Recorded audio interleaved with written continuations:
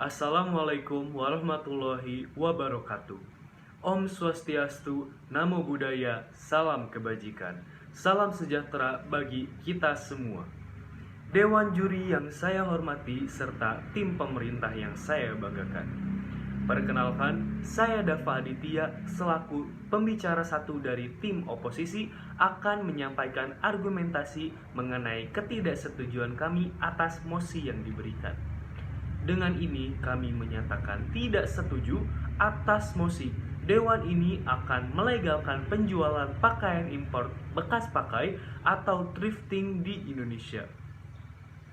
Sebelum saya masuk ke ranah argumentasi, izinkan saya untuk menyanggah argumentasi dari pembicara satu tim pemerintah. Yang pertama, mengenai dengan pelegalan thrifting, angka pengangguran akan menurun. Padahal dengan adanya thrifting maupun tidak, pengangguran di negara kita tetaplah tinggi. Sehingga dengan adanya bisnis thrifting tidak menjadi jawaban atau solusi yang besar serta cerdas dalam mengatasi pengangguran. Lalu yang kedua, mengenai meningkatnya kondisi ekonomi masyarakat Indonesia. Padahal untuk usaha thrifting sendiri memerlukan modal usaha yang besar di kisaran harga 5-7 juta dalam satu karungnya. Sehingga hal tersebut tidak disarankan untuk para pengusaha yang baru merintis. Lalu selanjutnya, mengenai limbah tekstil. Padahal limbah tekstil yang dimaksud bukanlah barang yang sudah jadi, bukanlah barang yang sudah dipakai. Padahal hal tersebut yang menjadi limbah tekstil adalah bahan dasar dalam pembuatan bahan sandang seperti baju, seperti celana, dan lain sebagainya. Sehingga entah itu barang bekas maupun barang baru sekalipun, bahan dasarnya tetap saja dapat mencemari lingkungan. Lalu, yang terakhir, mengenai sifat konsumtif. Konsumtif merupakan suatu hal yang subjektif dan juga relatif, sehingga hal tersebut hanya kembali lagi kepada masing-masing orang tanpa ada penilaian yang objektif atau secara umum. Nah, hal-hal tersebut merupakan sanggahan dari saya terhadap argumentasi dari pembicara satu tim pemerintah. Selanjutnya, saya akan menyampaikan argumentasi mengenai ketidaksetujuan atas mosi ini. Yang pertama, dengan tidak diberlakukannya thrifting dapat melindungi UMKM dan industri garmen dalam negeri. Seperti yang kita tahu, UMKM merupakan singkatan dari usaha mikro kecil menengah, yang dimana salah satu katanya adalah kecil menengah, sama seperti para pengusaha thrifting yang juga baru merintis dengan modal usaha yang mereka anggap itu tidak terlalu besar. Padahal apabila kita sangkut pautkan dengan argumentasi yang kedua mengenai dapat mengurangi cadangan devisa negara, mereka tidak perlu membayar pajak atau biaya yang diperlukan dalam mengimpor barang seperti purchase order, invoice, packing list, bill of lading, certificate of origin, insurance, dan laporan surveyor.